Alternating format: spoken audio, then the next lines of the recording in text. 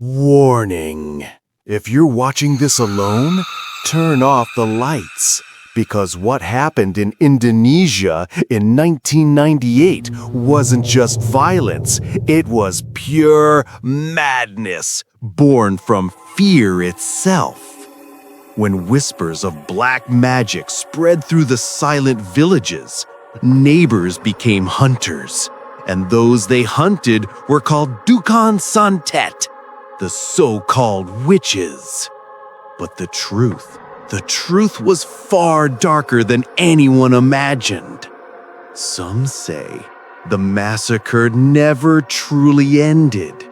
Even today, if you listen closely, you might still hear the echoes of those screams coming from deep within the forests of Indonesia, where no one dares to go after dark.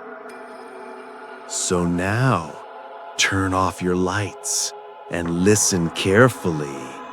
Tonight's Explain vs. BD horror exploration begins.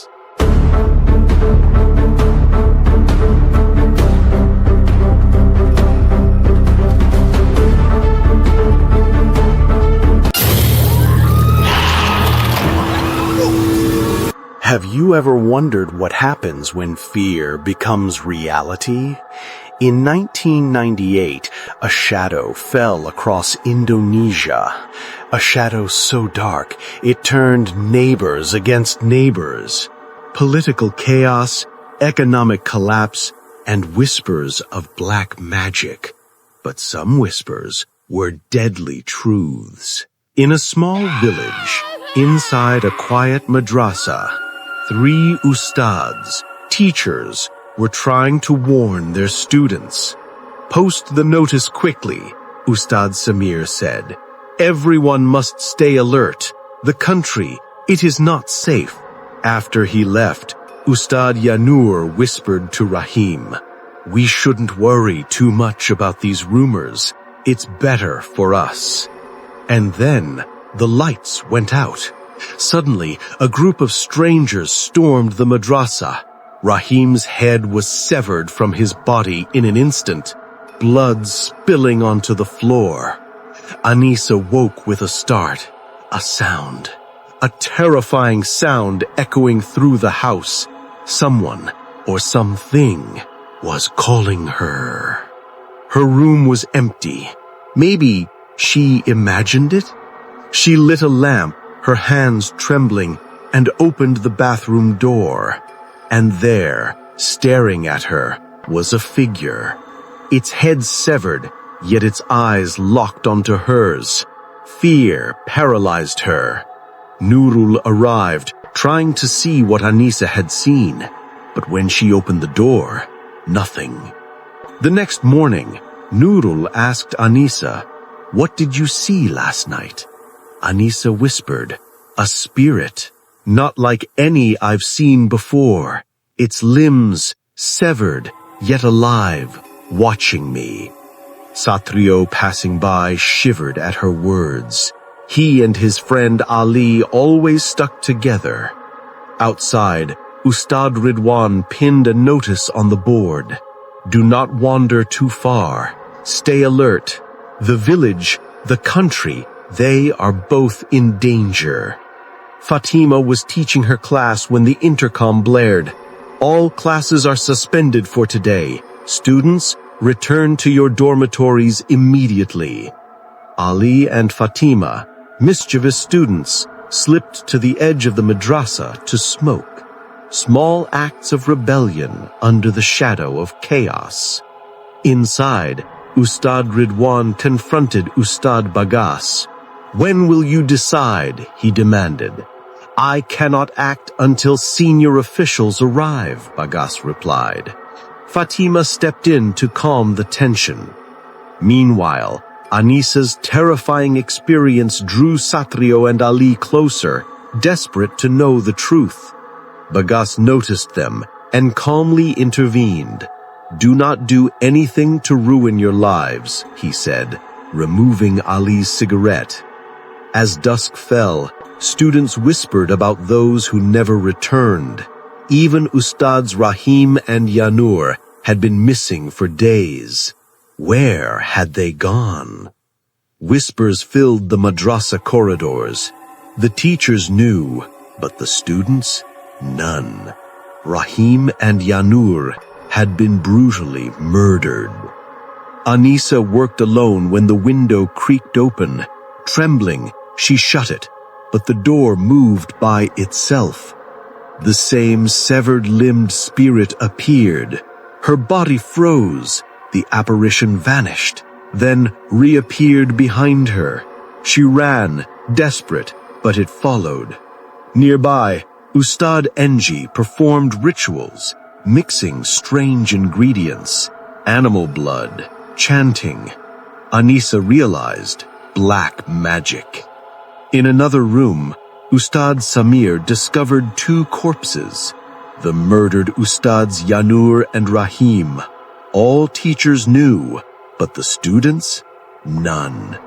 Samir wept.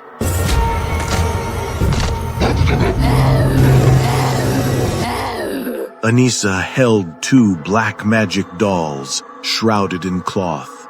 Dropping them into blood, the corpses rose. Everyone must die. Everyone is dead. Terror froze her. The ground seemed to vanish beneath her feet. Corpses disappeared, reappeared. The severed-limbed corpse holding Rahim's head. The black magic dolls vomited upon the Ustad. Anisa fled, colliding with a student. From afar, they saw Ustad Samir, drenched in blood. Anisa whispered, "I suspect black magic, things beyond explanation." Nurul replied, "Believers are not affected." Anisa insisted, even the prophet was once targeted by black magic. Other ustads returned students to dormitories. The senior ustad entered the room. The corpses were gone. Kiai questioned Bagas, "Why haven't you buried them?" "I feared the police. I waited for you," Bagas confessed. Kiai scolded, "This should never have been your duty." Ridwan murmured, "I warned Bagas countless times. He did not act. Only the teachers knew the truth. Students remained unaware. Students were gathered for prayers, but a student at the front saw a corpse. Panic spread. Kiai, who should lead, was gone. Darkness fell. Ali and Fatima secretly sneaked away to investigate. They discovered a paper revealing the countrywide chaos hidden from the students. Anisa awoke again, questioning the missing students. From behind, Nurul appeared, eyes completely white, lifeless. "Everyone is dead. Everyone must die." It was only a nightmare. Shaking, Anisa stepped outside, but a voice whispered her name. The spirit appeared beside her ear. "Who are you thinking of, Alisa?" Ali and Fatima served Samir, ravaged by black magic. Fatima said, "I must see my family." Ali urged caution. She left. Samir stirred. "Everyone is dead." Ali froze. Samir moved unnaturally toward him. Terror gripped him. He slammed the door and fled. The darkness was alive, patient, relentless. The night had only begun. The night had grown darker. Anisa's heart pounded as she approached Kiai's room. The spirit whispered again, urging her forward, but the door was locked. Something inside waited.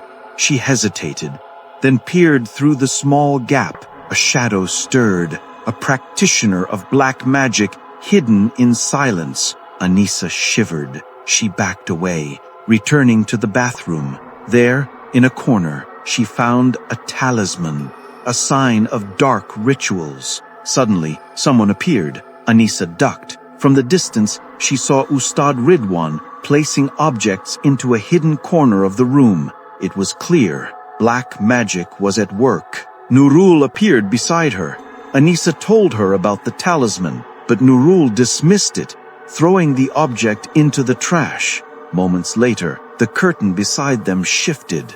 Nothing was there. And then Nurul's eyes began to burn. Blood seeped from them. Her face turned crimson as the talisman's curse manifested. Her body twisted painfully. Limbs trembled. She fell into a large basin. Anissa caught her just in time, but an unseen force pulled the basin deep underground. Tears streamed down Anissa's face as she watched her best friend endure the unthinkable. Even in shadows, darkness waits to consume the innocent.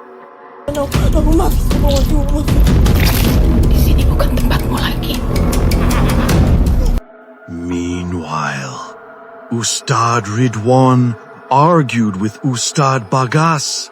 Why keep the students here? How many more will you send to death? Ridwan shouted. Bagas remained calm. I've been entrusted with duty. I know how to fulfill it. Respect me. Fatima intervened, calming them. Evening descended over the madrasa. Prayers began. A desperate attempt to ward off the black magic. But it was not enough. Possession spread. Students' bodies trembled. Blood began to seep from their mouths and eyes. Anissa and her friend rushed to bring medicine. Confronting Samir in his torment, he chewed frantically, distracted by the question of his family's safety.